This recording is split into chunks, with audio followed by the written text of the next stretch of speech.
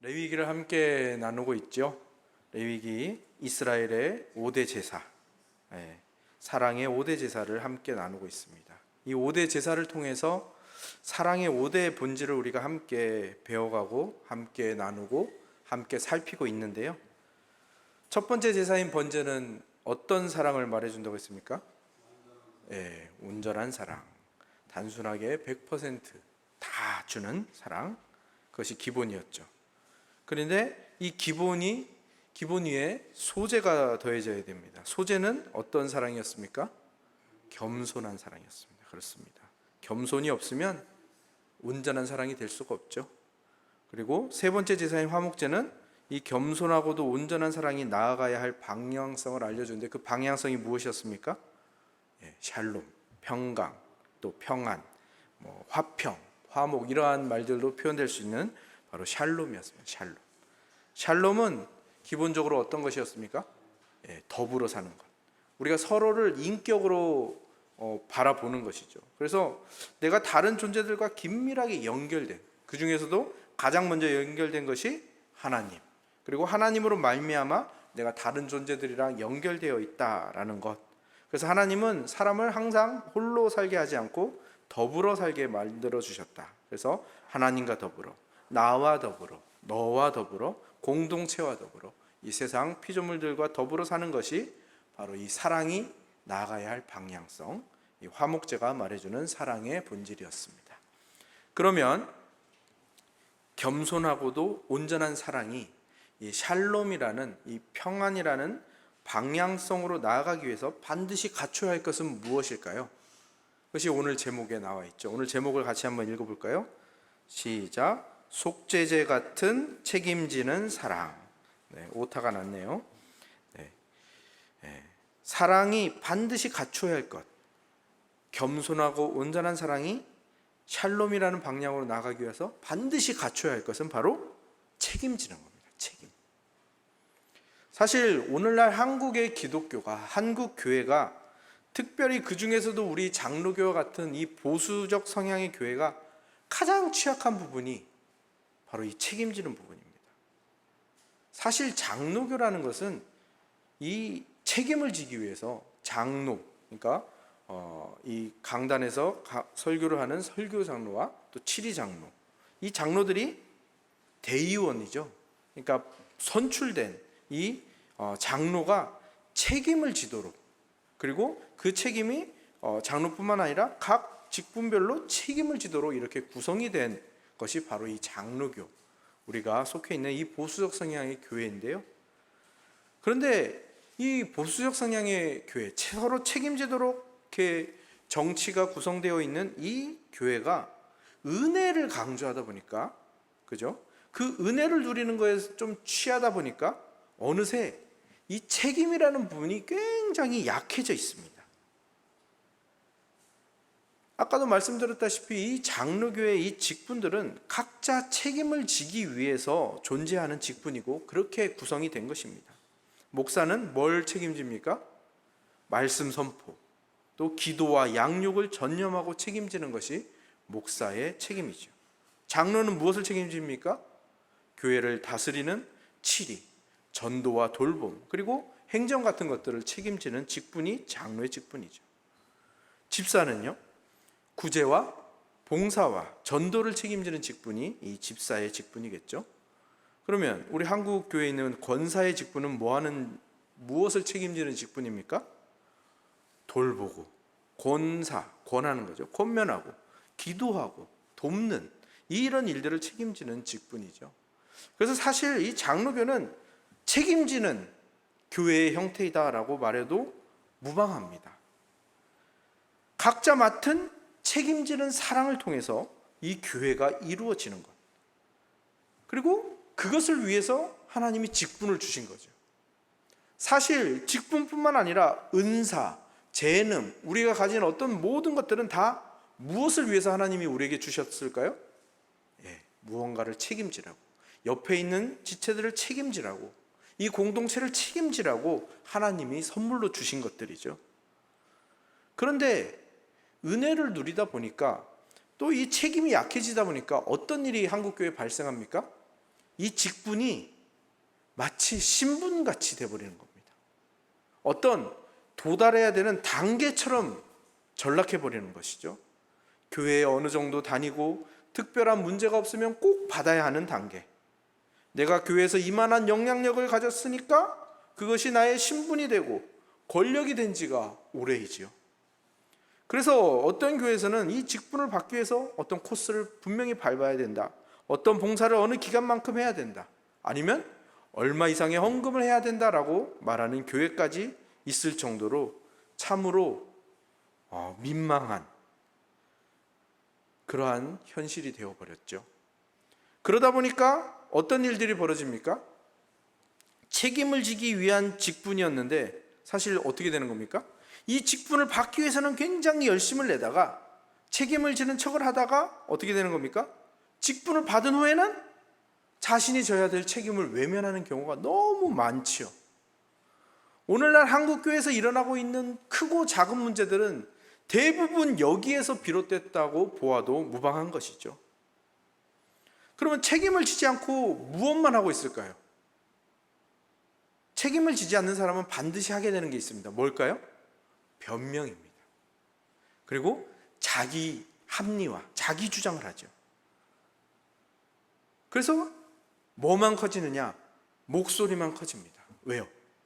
책임지는 사람은 사실 목소리를 키우지 않습니다. 변명하는 사람이 목소리를 키우고요. 자기를 방어하려고 하는 사람이 목소리가 커지게 마련이죠. 그리고 많은 경우에 자기 자신의 신앙조차도 책임을 지지 못하는 그러한 직분자들이 많기에 자기 자신을 책임지지 못하는 것뿐만 아니라 다른 사람에 대한 책임은 아예 엄두도 못 내는 거죠. 이것이 오늘날 한국교회의 서글픈 현실이 되었습니다. 변명을 하는 신앙인, 변명만 하는 신앙인, 변명만 하는 직분자. 참으로 민망하고 서글픈 현실입니다. 사실 변명이라는 것이 참 편하죠. 그런데 동시에 인생을 망치는 게 변명입니다. 로라 슬레징어라는 유명한 심리학자가 그런 책을 썼습니다. 제목이 인생을 망치게 하는 7가지 변명입니다. 첫 번째 변명은요, 나도 알아요. 하지만 나도 사람입니다. 두 번째 변명, 그게 잘못이라는 것은 알아요. 하지만 잠시 실수한 거예요. 세 번째 변명, 그게 옳다는 것은 알아요. 하지만 용기가 없어요. 네 번째 변명, 나야말로 진짜 불쌍한 사람이고 제가 피해자입니다. 다섯 번째 변명, 나도 한때는 도덕적인 사람이었어요. 여섯 번째 변명, 그건 특별한 사람들이나 하는 거예요. 나에게 해당하는 게 아니에요. 일곱 번째 변명, 어떻게 하다 보니까 그렇게 됐어요. 어떻습니까? 인생을 망치게 하는 7가지 변명인데 여러분이 자주 하는 말이 들어있지는 않나요? 저는 굉장히 제가 자주 하는 말들이 들어있음을 보고 굉장히 큰 반성을 하게 되었습니다. 제가 아내에게 자주 하는 말, 그리고 하나님께 굉장히 자주 하는 말인 것 같아서 참으로 부끄러웠습니다. 근데 이 변명이라는 건요, 사실 죄의 결과죠. 죄는요, 크게 3가지 죄가 있습니다. 첫 번째 죄는 어떤 죄일까요? 그 죄를 직접 범하는 죄가 첫 번째 죄입니다. 두 번째 죄는요, 그 죄를 회개하지 않고 변명하는 게 세 번째 죄입니다. 두 번째 죄죠. 세 번째 죄는 뭡니까? 그 죄를 다른 사람에게 책임을 전가하는 죄입니다. 이게 에덴 동산에서 아담과 하와가 선악과를 따먹고 범죄했을 때 다 일어났죠. 이 3가지가. 선악과를 직접 따먹고 그것을 회개하지 않고 변명하고, 그리고 그것을 다른 사람에게 전가하죠. 어떻게 했습니까? 당신이 만들어준, 당신이 나에게 준 하와가 먹으라고 했습니다. 하와는요, 당신이 만든 뱀이 저를 꼬셔서 먹게 했습니다. 그러니까 죄는 죄를 직접 범하는 것만 죄가 아니라 그거를 책임지지 않고 변명하는 것도 죄고요. 그리고 그 죄를 책임지지 않고 전가하는 것도 죄입니다. 그러니까 사랑이 책임지는 것이, 사랑의 본질 중에 하나가 책임지는 것이라는 것은 동시에 무엇을 말하는 겁니까? 책임지지 않는 것이 죄의 본질이라는 겁니다. 속죄죄의 본질은요, 그 죄를 회개하는 겁니다. 다른 말로 하면 뭡니까? 책임을 지는 대로 나아가는 거죠. 책임을 지지 않는 것이 죄니까 속죄죄는 그 죄를 회개하면서 그 죄를 책임지는 대로 나가는 것이 바로 이 속죄죄죠.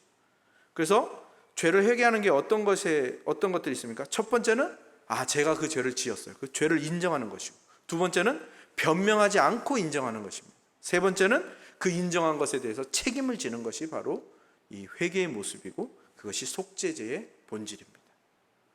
그래서 하나님께서는 이 죄에 대한 회개를 하는 이 속죄죄를 드릴 때 직분에 따라서 다른 제물을 드리도록 했습니다. 오늘 저희가 읽은 말씀 중에는 누구와 누구의 죄만 나왔죠?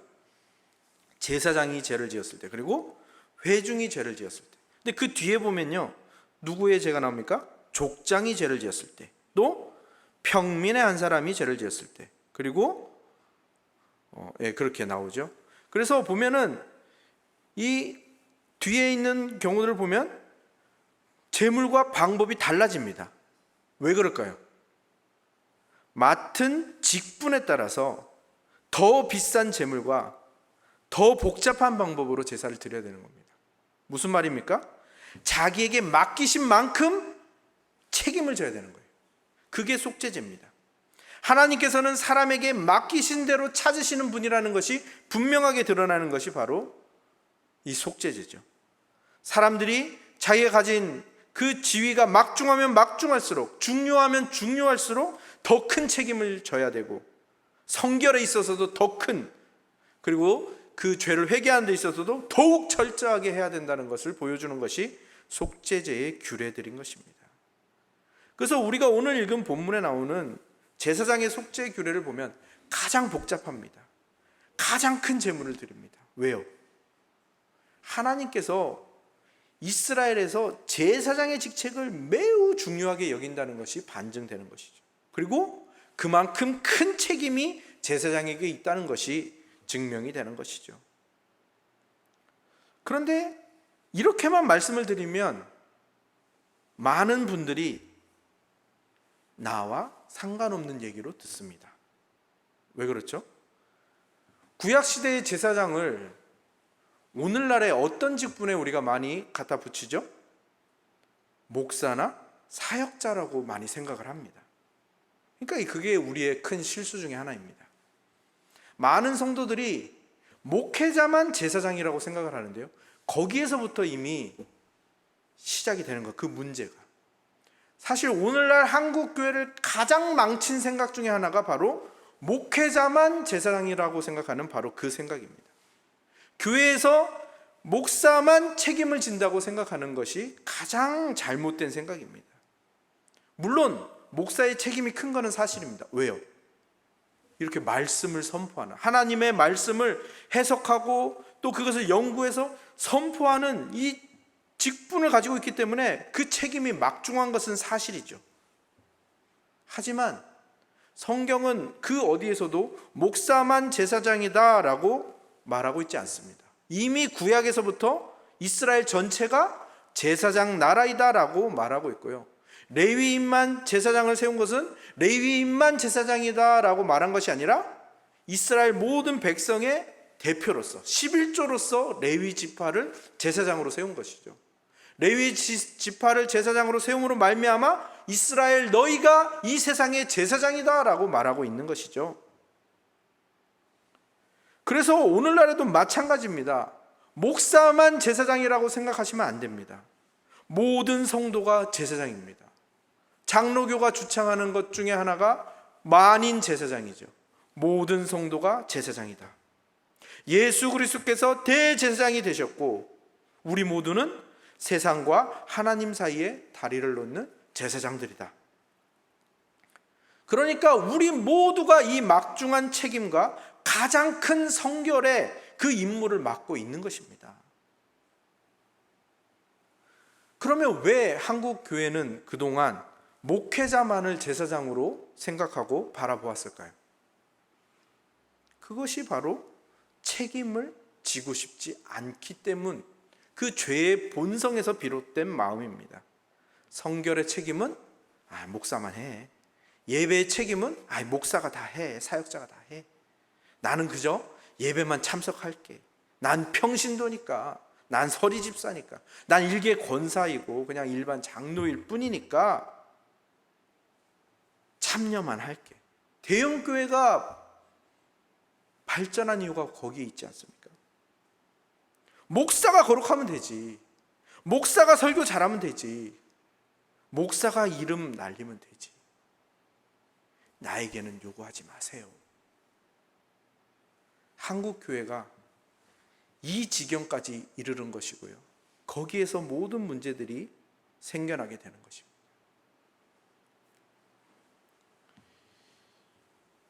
우리는 지금 제가 말씀드린 이 말씀과 분석 앞에 무엇을 해야 되는가 하면 이것이 나의 모습은 아닌가 점검해야 됩니다.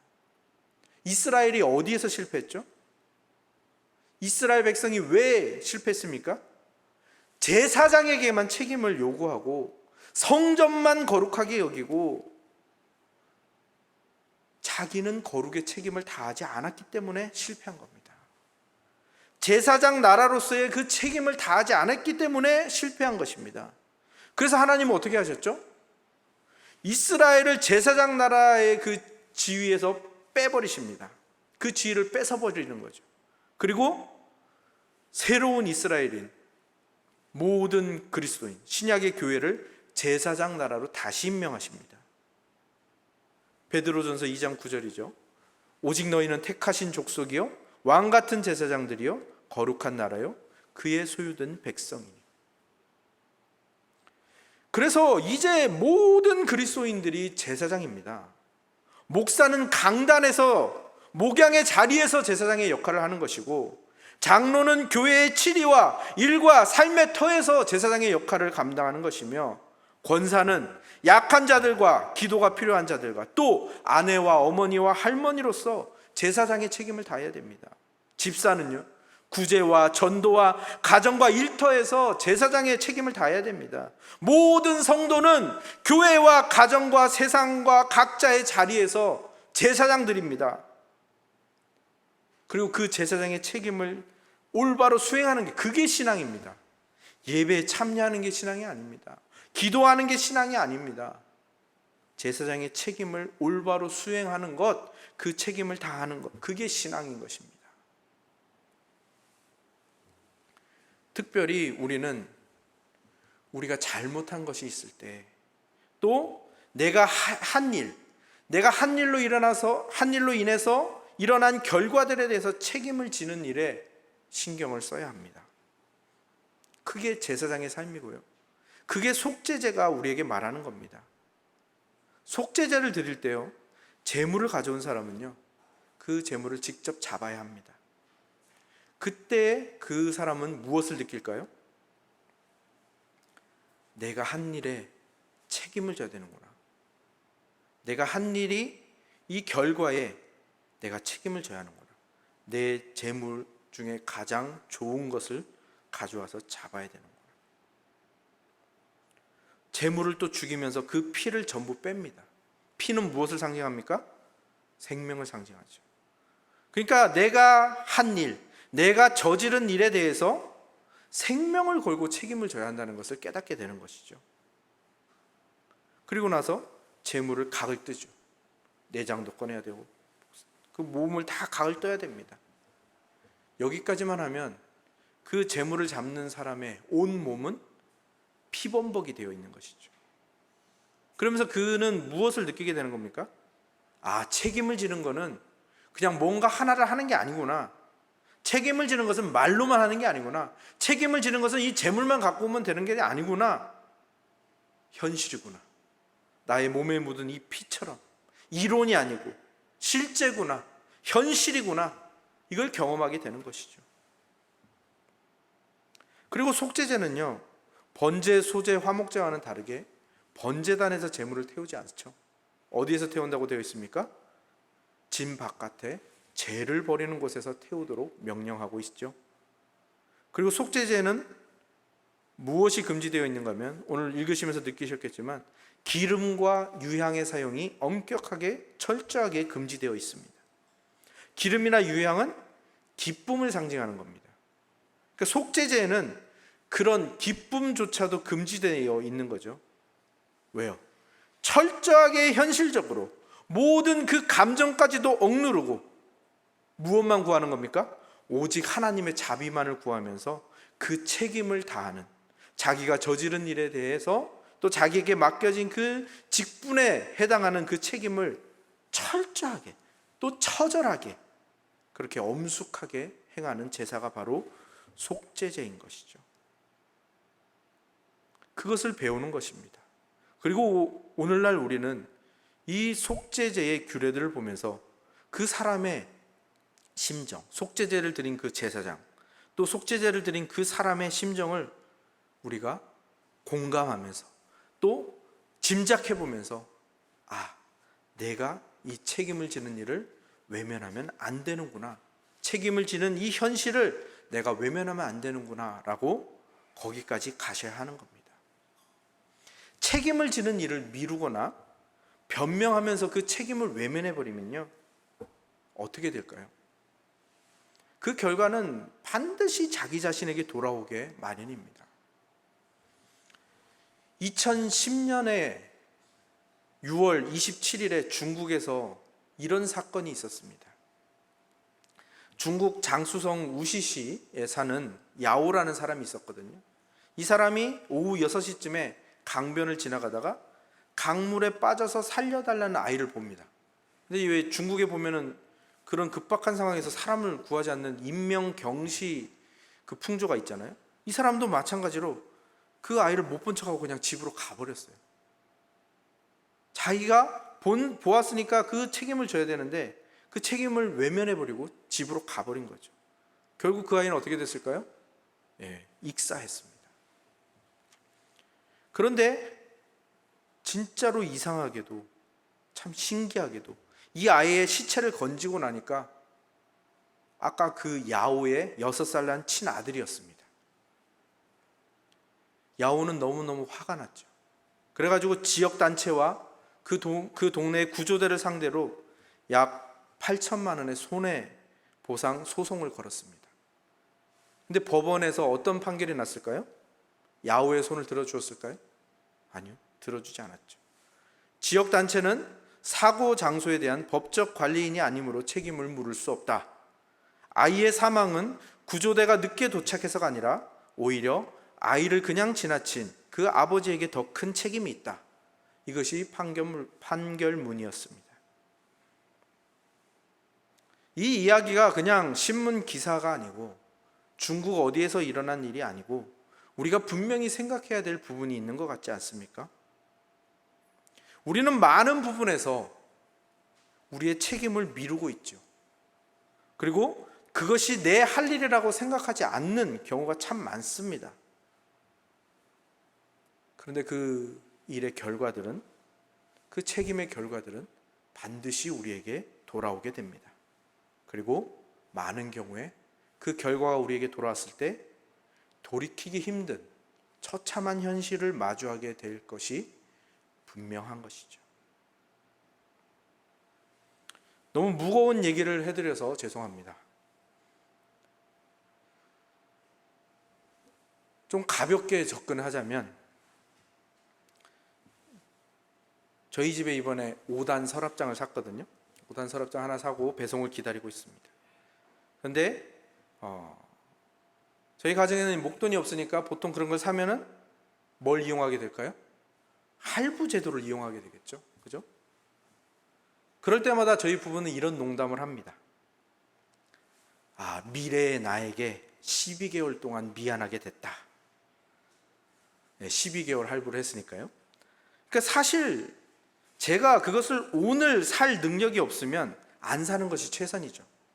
근데 어쩔 수 없이 사야 된다면 그 산 것에 대한 책임의 결과를 저는 감당해야 되는 겁니다.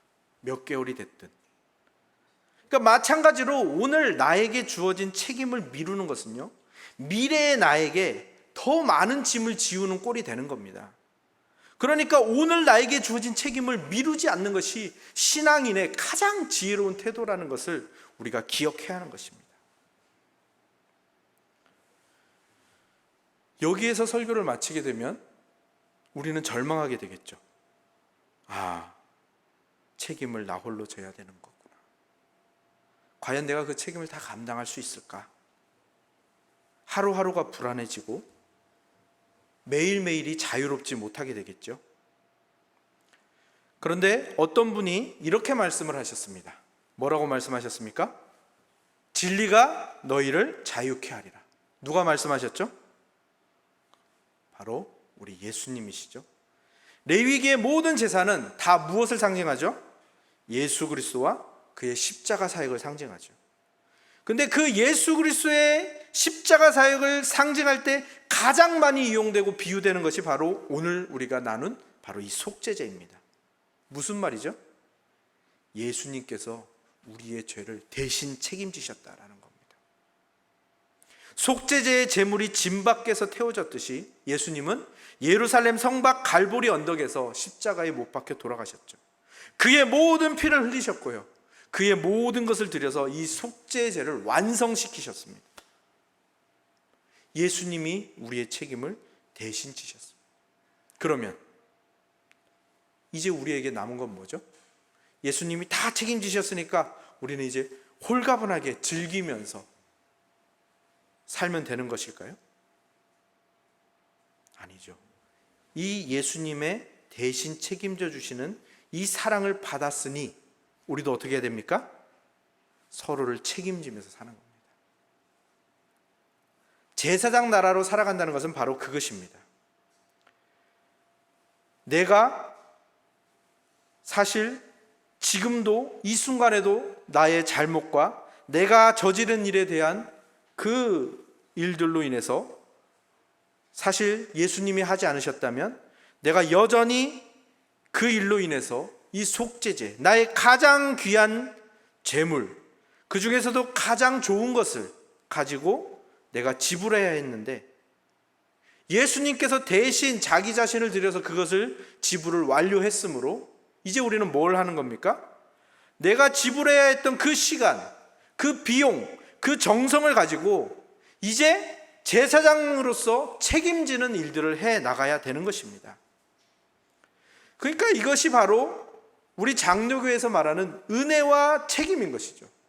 주님께 은혜를 받았으니 이제 그 은혜를 받은 만큼 이 책임을 지면서 살아가야 되는 겁니다. 은혜와 책임은 분리되지 않는데 우리가 그동안 너무 분리하고 살았던 것이죠.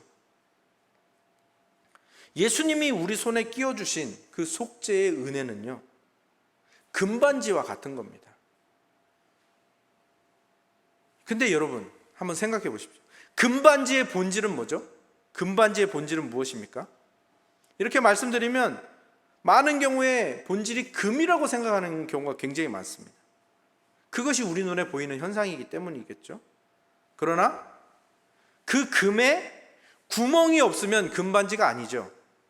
그죠?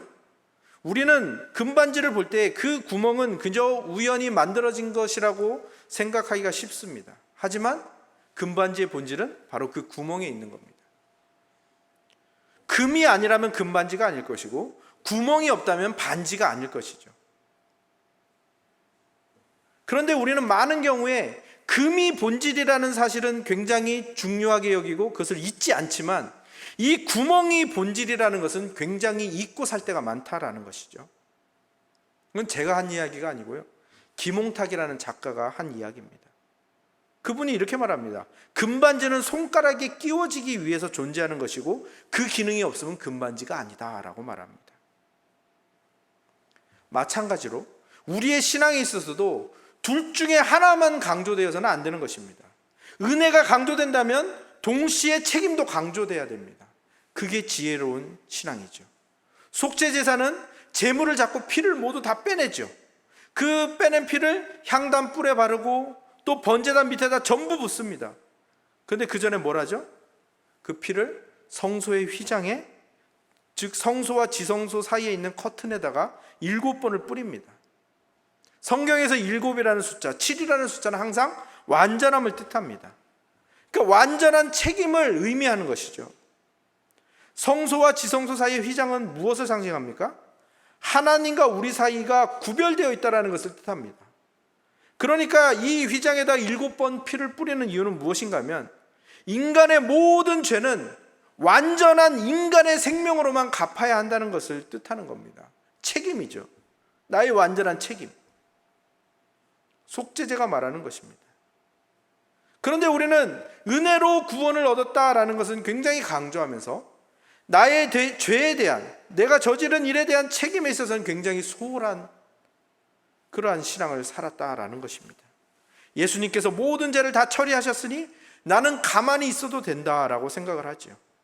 또 남에게 직접적으로 피해를 주지 않는다면 무엇을 하든지 상관없다라고 생각을 합니다. 그리고 그 일로 인해서 누군가 상처를 받았다 해도 부지 중에 저지른 거니까 그런 죄는 무시해버리거나 변명만 들여놓죠. 아까 7가지 변명 기억나시죠?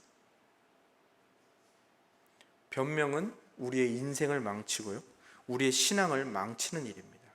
책임지는 것만이 우리의 신앙을 완성해가고 우리의 신앙을 더 온전하게 만들어주는 것이죠. 좀 전에 말했던 이 부지 중에 저지른 죄라는 것은요, 다음번 속건제 때 아마 더 자세히 다루게 될 것입니다. 우리 신앙에, 우리의 삶에 변명이 가득하다라는 것은 예수님의 은혜를 누리는 자의 자세가 아닙니다. 우리 삶에 책임지는 일은 없고 변명만 가득하다면 예수 그리스도의 이 십자가의 속죄제를 부정하는 일이 되는 것이죠. 예수님께서 완전한 책임을 져주셨다면 거기에 대한 나의 완전한 반응이 있어야 되는 겁니다. 예수님께서 자신의 생명을 들이심으로 이 성소의 휘장을 찢으시어 우리를 드디어 하나님께로 나아가도록 하셨는데, 우리 여전히 우리가 그 휘장에다 피 뿌렸었는데 라는 것만 이야기하고 그 휘장 안으로 들어가지 않고 그 휘장 앞에서 주저앉아 있기만 하며 안 되는 것이죠. 그 앞으로 한 걸음 한 걸음 나아가야 하는 것입니다. 그것이 우리가 히브리서, 제가 주일 오후에 전하는 히브리서에서 강조하는 부분이 아니겠습니까? 예수 그리스도의 완전한 속죄제를 감사하며 그 은혜에 감사하며 거기에 대한 나의 반응으로서 내 삶과 이 신앙에 내가 책임져야 할 부분들을 실천해 나가고 그 책임을 실제로 지는 일들, 그것이 우리에게 필요한 것입니다.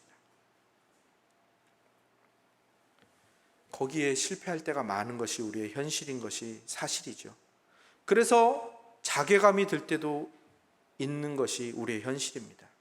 그러나 하나님께서는 그 실패를 꾸짖지 않으십니다. 제가 사회인 야구를 하죠. 사회인 야구를 할 때 우리 편 투수가 던지는 공은 딱 3가지밖에 없습니다. 우리 편 투수가 공을 던질 때 우리 편들이 응원하는 말은 3가지밖에 없습니다. 나이스 볼, 굿볼, 아깝이, 3가지밖에 없습니다.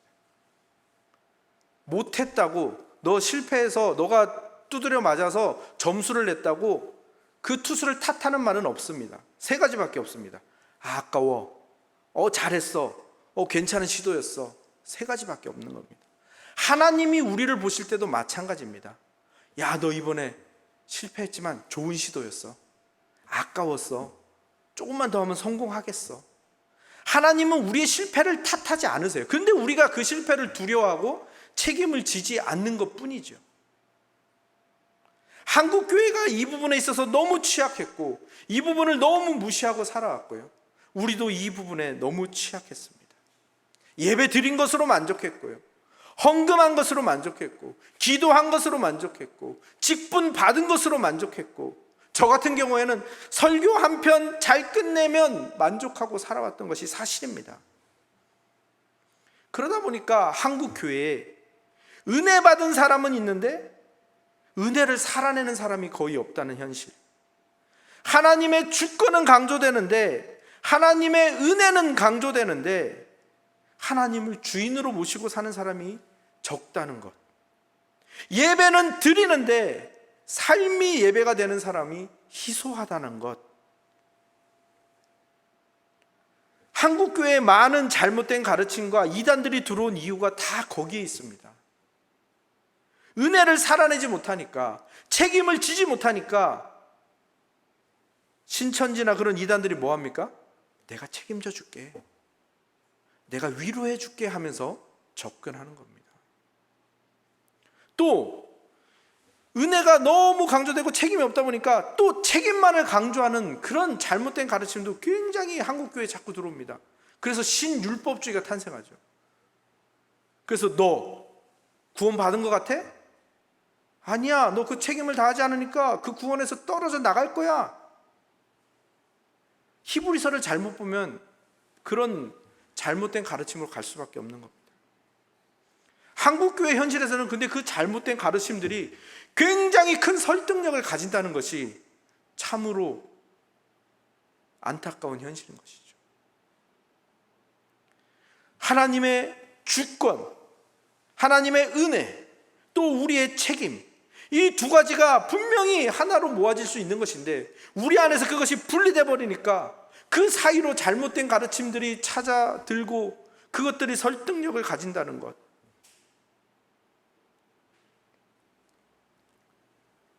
하나님의 은혜와 책임은요, 결코 다르지 않습니다. 우리가 느끼기에 다르게 보일 뿐이지 전혀 다른 얘기가 아닙니다. 미국의 칼빈 신학교 총장이었던 카이퍼 박사는 이렇게 설명을 합니다. 지붕이 높은 집 대들보에 줄 하나가 걸쳐져 있는데 그게 두 가닥으로 내려져 있는 겁니다. 그리고 신자들은 그 중간에 두 줄을 잡고 매달려 있는 겁니다. 그래서 올라가야 됩니다. 이 두 줄을 이용해서. 근데 이 두 가닥을 다 붙잡아야 되는 겁니다. 한쪽만 붙잡으면 어떻게 됩니까? 바닥으로 떨어져 박살이 나고 마는 것이죠. 카이퍼 박사는 이렇게 말합니다. 나는 이제까지 하나님의 주권, 예정, 선택, 섭리에 관한 책과 글들을 무수히 읽었다. 또한 나는 전도와 선행 및 봉사, 그리고 성숙한 영성을 위한 인간의 책임에 대해서도 무수히 읽었다. 서로 상충되는 이 두 주제는 결코 화해될 수 없는 것처럼 보인다. 그러나 어린아이와 같은 믿음으로 나는 이 두 가닥의 줄을 함께 붙잡고 올라가고자 한다. 언젠가 영원 속에서 이 두 가닥의 줄이 원래는 한 줄의 양끝이라는 것을 명확히 볼 수 있게 될 것을 확신하면서 하나님의 주권, 하나님의 은혜와 인간의 책임은 결코 분리될 수 없는 것입니다. 룻기서에서 제가 가장 감동을 받았던 구절이 있습니다. 룻기서 2장 14절입니다. 제가 읽어드릴게요. 식사할 때에 보아스가 룻에게 이르되 이리로 와서 떡을 먹으며 내 떡 조각을 초에 찍으라 하므로 룻이 곡식 베는 자 곁에 앉으니 그가 볶은 곡식을 주매 룻이 배불리 먹고 남았더라. 이 구절이 저에게 감동적으로 다가오는 이유는 단 한 가지입니다. 은혜를 입은 자가 어떻게 반응해야 되는가를 가장 잘 보여주기 때문이죠. 룻은 어떤 사람이었습니까? 이방 여인이었습니다. 남편도 없고요, 자식도 없습니다. 늙은 시어머니를 모시고 이스라엘 땅에 찾아온 이방인 과부일 뿐입니다. 아무런 소망이 없죠. 근데 그 아무런 소망이 없는 룻에게 보아스가 은혜를 베풉니다. 그러자 그 룻은 어떻게 반응하죠? 그 은혜를 배불리 먹고 누립니다. 뿐만 아닙니다. 그 다음에 자기의 책임을 다해서 곡식을 모으고 남은 음식을 싸가지고 가서 자신과 시어머니의 생명을 연장합니다. 우리에게 바로 이런 태도가 필요한 것입니다.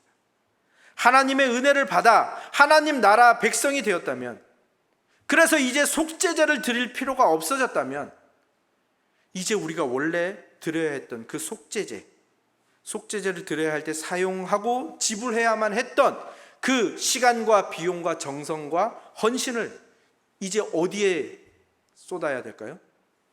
하나님 나라를 살아내는데, 제사장 나라로서 살아내는데 사용해야 되는 겁니다. 기도가 삶이 돼야 되고요, 예배가 삶이 돼야 되고요, 신앙이 현실이 돼야 됩니다. 하나님의 은혜 속에서 그 은혜를 배불리 누리고 또 나누어주는, 그래서 오늘 제목과 같이 속죄제 같은 책임지는 사랑을 하는 신앙인이 되셔야 합니다. 그것을 위해서 내가 오늘 지금 당장 할 수 있는 일은 무엇인가, 또 내가 앞으로 또 장기적으로 할 수 있는 것은 무엇인가, 그것을 계획해 보시고 그것을 실행해 보시고 시도해 보시는, 실패를 두려워하지 마시고 실천해 보시는 저와 여러분들이 다 되시기를 주님의 이름으로 축복합니다. 아멘.